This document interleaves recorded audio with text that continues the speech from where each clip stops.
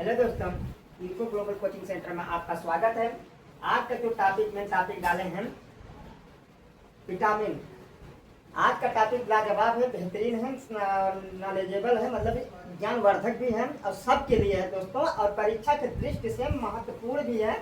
हर तरह के भाई से हर लोगों के लिए यह सबसे बेहतरीन टॉपिक है। ठीक है, सबके लिए। और विटामिन से होने वाले विटामिन, अगर कोई शरीर में कोई विटामिन की कमी हो गया तो उससे होने वाले कौन सी बीमारी होती है, अगर हो गई वह बीमारी, हम ऐसी कौन सी चीज़ खाएं कि वह बीमारी दूर हो जाए। वह बीमारी, वह जिस प्रकार की विटामिन से कमी हुआ तो कौन सी चीज़ खाएं कि वह हमको वह बीमारी दूर हो जाए। ठीक है, तो एक एक करके सारे चीज़ों को डालें हम। ठीक है, तो सबसे पहले आते हैं विटामिन के टाइप है। देखिए, मुख्यतः अगर माना जाए, मुख्य रूप से अगर विटामिन की बात किया जाए तो कुल 11 प्रकार, किसमें देखिए कितने प्रकार, 1 2 3 4 5 6 7 8 9 10 11 12 13, मतलब 13 प्रकार के कुल विटामिनों को बांटा गया है। लेकिन अगर घुलने के बेस पे किया जाए बात, तो विटामिन कुल मुख्यतः 2 प्रकार होते हैं, एक जल में घुलनशील, एक वसा में घुलनशील। तो जल में घुलनशील विटामिन,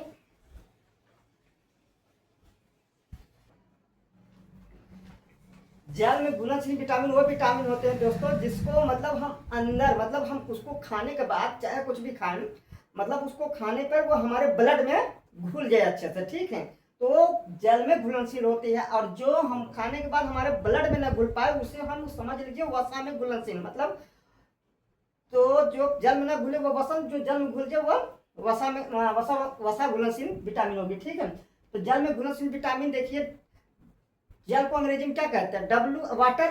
ठीक है, तो वाटर मतलब वाटर का डब्लू ले लेते हैं, और बी सी मतलब WBC, वाटर मतलब वाटर सॉल्युबल विटामिन। तो जल में घुलनशील विटामिन WBC।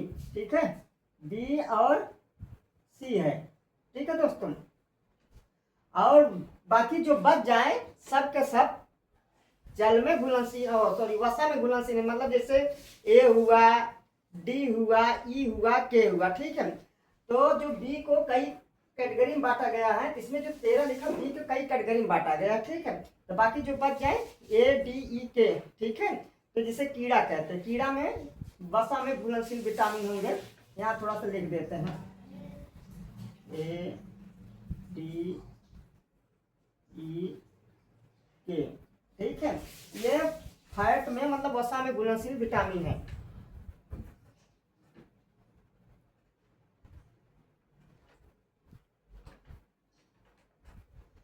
तो जल में घुलनशील जान लिए दोस्तों, जल में घुलनशील विटामिन बी और सी है, और वसा में घुलनशील विटामिन ए, डी, ई, के। तो फिर से बता दे रहे हैं, जल में घुलनशील मतलब ये पानी में ऐसे मत डालते हैं जैसे कोई जैसे मान लीजिए यहाँ पे देखिए, जैसे विटामिन बी जल में, तो इसमें दाल मूंगफली, जैसे पानी में डालोगे तो घुलेगा नहीं, चाहे कितना फेंटिए। इसका मतलब कहोगे सर जल में घुलनशील बोले हैं लेकिन घुल नहीं रहा है, तो नहीं, हमको इसे खाने के बाद हमारे ब्लड में अच्छे से जो मतलब मिल जाए तो वह समझ लीजिए जल में घुलनशील है। और कोई ऐसी चीज जैसे मान लीजिए गाजर हुआ, पपीता हुआ, मक्खन हुआ, इसमें क्या होता है कि फैट वसा पाए जाते हैं कि ये हमारे लीवर यकृत में जाके जम जाए, मतलब वो स्टोर करके रखे रहे, आवश्यकता पड़ने पर हमको एनर्जी के रूप में रिलीज करें। तो उसे वसा में जो हमारे लीवर जो है वसा फैट को एकत्रित करके स्टोर करके रखे रहे। ठीक है, तो उस प्रकार के घुलनशील को वसा घुलनशील विटामिन कहते हैं। ठीक है, हमारे बॉडी के अंदर हो, हमारे बॉडी के अंदर जो घुले। ठीक है, आगे चलते हैं अब एक एक करके। अच्छा, जो विटामिन की खोज करने वाले व्यक्ति का नाम है फुंक। ठीक है, फ्यूजन के फुंक, कहीं कहीं फंक कहते हैं, जानकारी के लिए। अब चलते हैं एक विटामिनों के विषय में। वीडियो देखिए दोस्तों, लंबा हो सकता है, वीडियो अच्छी लगे तो वीडियो अच्छी लगे तो लाइक शेयर कमेंट जरूर करिए, क्योंकि हम इसमें अपना पूरी बेस्ट देंगे। ठीक है, एक एक करके चलते। विटामिन ए के जो रासायनिक देखिए, यहाँ ऊपर रासायनिक नाम मतलब केमिकल नेम, कमी से होने वाले रोग मतलब डिफिशियंसी डिजीज, और प्रमुख स्रोत मतलब मेन सोर्स कहाँ से प्राप्त किया जाता है। आगे चलते हैं, विटामिन ए का जो रासायनिक नाम है, केमिकल नेम है, रेटिनॉल कहते हैं। ठीक है, अब इसके कमी से होने वाला रोग रतौंधी और जेरोथेल्मियम। इसमें रतौंधी तो आपको नाम सुने होंगे, जो एक नया है जेरोथेल्मियम, मतलब अधिक लोग नहीं जानते होंगे, कुछ लोग मोटा मोटा जानते होंगे, लेकिन रतौंधी तो साथ कॉमन चीजें लगभग सब जानते हैं। रतौंधी मतलब रात में थोड़ा जैसे ही अंधेरा हो ना दिखे, कुछ लोगों का अंधेरे में कुछ दिखता है, कुछ फर जाता है जो आंख जिसकी अच्छी रहती है, जिसको दिखबे न करे हल्का फुल्का, जैसे ही अंधेरा हुआ तुरंत उसको दिखना बंद हो जाए, उसे रतौंधी। और उससे और गहराई से अगर डीपली रूप से रतौंधी संबंधित बीमारी हो जाए तो वो जेरोथेल्मियम चला जाता है दोस्तों। फिर से बता दे रहे हैं, हल्का फुल्का रात में ना दिखाई दे तो वो समझ लीजिए रतौंधी। अगर और डीप गहराई में जब ये आंख संबंधित बीमारी हो जाए तो समझ ले जेरोथेल्मिया, ठीक है, मतलब जैसे कार्निया हुआ और बाकी जो आंख से संबंधित चीजें हैं वो खराब होने लगे तो समझ लीजिए जेरोथेल्मिया। अब उसके किसकी कमी से होता है, हम क्या नहीं खाएं कि हमको ये रतौंधी नामक बीमारी हो गई, ठीक है। तो गाजर, अगर हमको इसको रतौंधी नामक संबंधित रोग दूर करना है तो गाजर खाएं, पपीता खाएं, मक्खन खाएं, ठीक है। इससे हमको, और गाजर ए जो गाजर है विटामिन ए का भरपूर सोर्स है। किसी भी व्यक्ति को अगर आंख से संबंधित बीमारी हो जाए तो गाजर जी भर के खाए, ठीक है। आगे चलते vitamin B1 thiamine. Vitamin B1 के जो रसायन, अब देखिए बी जो है कई रासायनिक कई B1 बी कैटेगरी में बटा हुआ है, ठीक है। विटामिन बी को कई कैटेगरी में, तो B1 को जो, अच्छा पेपर में जो होता है ये भी पूछता है कि विटामिन ए का रेटिंग रासायनिक नाम क्या होता है, B1 का, B2 का, B3 का, ठीक है। और कहीं कहीं विटामिन बी ही पूछ लेता है केवल, तब क्या कहेंगे कि थायमिन है कि राइबोफ्लाविन, नियासिन है कि पेंटोथेनिन। इसमें से जो पहला वाला है वही विटामिन बी का रासायनिक नाम देंगे, ठीक है।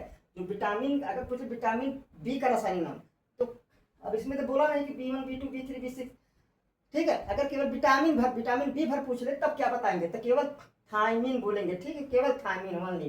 तो विटामिन B1 का जो रासायनिक नाम है थायमिन, जिससे संबंधित बेरी रोग होता है, ठीक है दोस्तों। और ये जैसे ऐसे समझ लीजिए ये त्वचा संबंधित एक रोग होता है, ठीक है, त्वचा संबंधी रोग होता है। बेरी जो होता है त्वचा संबंधित रोग होता है। हमारा चर्म जैसे जो शरीर होता है कहीं कहीं ऐसे फटने लगे, ठंडियों में इसके कमी से फटने लगे तो समझ लो बेरी तो साबुत अनाज, दाल, मूंगफली खाया। आगे चलते हैं, vitamin B2 riboflavin. Vitamin B2 का रासायनिक नाम राइबोफ्लेविन है। अब इसकी कमी से होंठ का फटना, त्वचा रोग इसमें भी आ जाते हैं, ठीक है। अब क्या खाएं कि ये दूर हो जाए, तो दूध खाइए, अंडा खाइए, हरी सब्जियां खाइए आपका, ठीक है। तो विटामिन B2 की कौन कौन सी मुख्य सोर्स है, दूध है, अंडा, हरी सब्जियां। अच्छा विटामिन जो दूध होता है लगभग सारे विटामिनों में पाया जाता है, केवल एक ही विटामिन नहीं पाया जाता है विटामिन सी में, ठीक है। क्योंकि विटामिन सी जो है खट्टा वाले सोर्स होते हैं, जैसे विटामिन सी के संपर्क में दूध फट जाता है, तो इसलिए विटामिन जो दूध होता है विटामिन सी में नहीं पाया जाता। बाकी लगभग नियर अबाउट सारे विटामिनों का सोर्स पाया जाता है दूध में, ठीक है। दूध जो होता है सारे विटामिनों का सोर्स पाया जाता है, केवल कौन सी विटामिन नहीं पाया जाता है, विटामिन सी नहीं पाया जाता है, जानकारी के लिए बता दे रहे हैं। आगे चलते हैं B3, विटामिन B3। इसको विटामिन B3 का रासायनिक नाम नियासिन है। विटामिन B3 का रासायनिक नाम नियासिन, जिसकी कमी से कौन सा रोग होता है, पेलाग्रा रोग, ठीक है। अब इसमें कहोगे ये कौन सी बीमारी होती है, देखिए हमारा पाचन तंत्र गड़बड़ा जाए और हमारा पाचन तंत्र से क्या कहते हैं तंत्रिका तंत्र का जो डिस्टर्बेंस पैदा करते हैं, ठीक है। तो उस प्रकार की बीमारी को हम पेलाग्रा में रख देते हैं, ठीक है।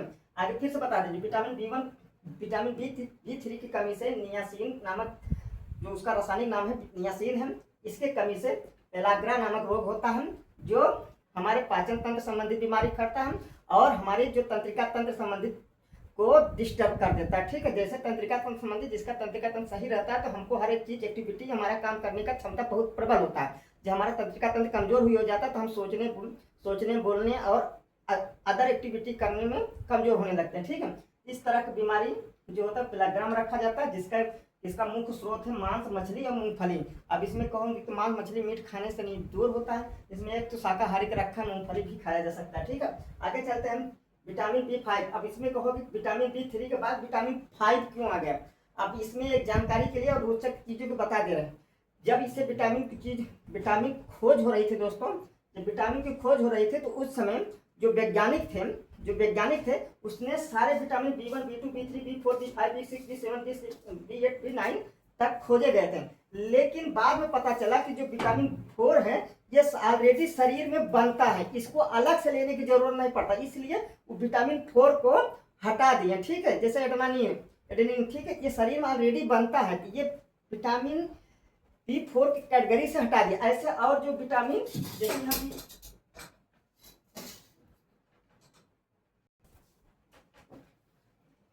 विटामिन ए, विटामिन सी के बाद विटामिन एट आ गया। इसमें भी हमारे ऑलरेडी बॉडी में बनता है, इसे बाहर से लेने की जरूरत ना पड़े, ठीक है। जब बाहर से लेने की जरूरत पड़ती है तो उस प्रकार के विटामिन को हम विटामिन के कैटेगरी से हटा दिए गए, ठीक है। तो इसलिए यहाँ से B4 हट गया, यहाँ B8 हट गया, ठीक है। तो इसलिए मत कंफ्यूजन मत करिएगा कि यहाँ से B3 के बाद B5 आ गया, B4 कहाँ चला गया। बस इतना था कि बना था शुरू में, लेकिन बाद में जब वैज्ञानिकों ने अच्छे से इसकी स्टडी की तो बाद में पता चला कि जो शरीर में बन रहा है उसको बाहर से लेने की जरूरत है। जैसे गाजर, दूध, मांस, अंडा सब बाहर से लेना पड़ता है। कुछ चीजें जो ऑलरेडी शरीर अपना फॉर्मेशन कर लेते, निर्माण कर लेते, तो इसके लिए बाहर से लेने की जरूरत नहीं पड़ती, उसको विटामिन कैटेगरी से हटा दिया गया, ठीक है। आगे चलते हैं विटामिन B5। विटामिन B5 का जो रासायनिक नाम है पेंटोथेनिक, पेंटोथेनिक अम्ल, ठीक है, पेंटोथेनिक।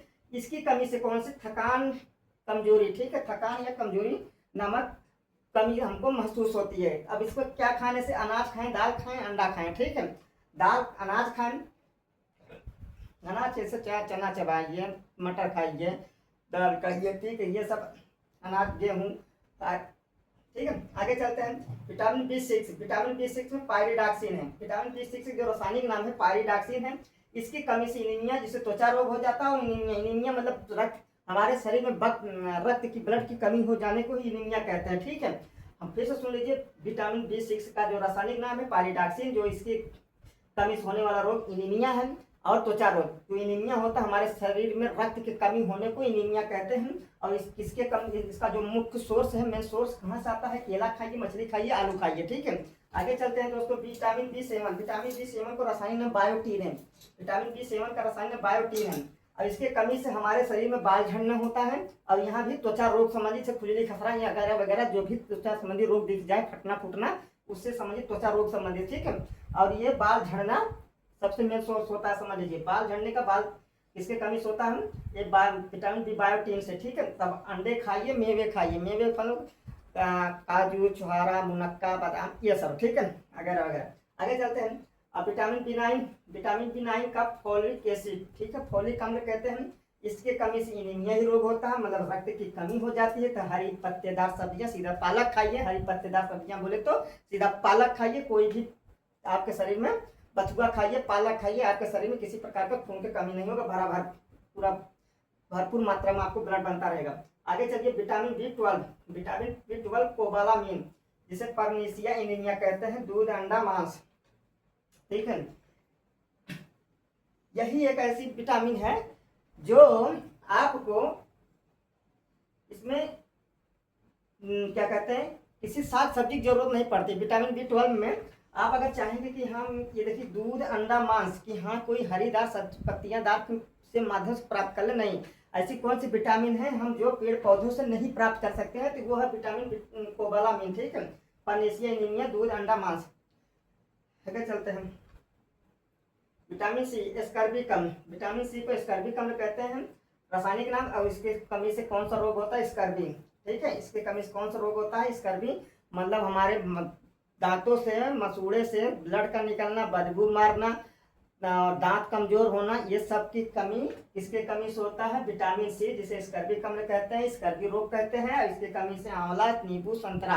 अगर पूछे विटामिन सी भरपूर मात्रा किसमें पाया जाता है, तो आंवला में पाया जाता है, नींबू में नहीं पाया जाता है, इससे कम ही पाया जाता है, लेकिन आंवला में भरपूर पाया जाता है। आगे चलते हैं, विटामिन डी। विटामिन डी का रासायनिक नाम है कैल्सीफेरॉल।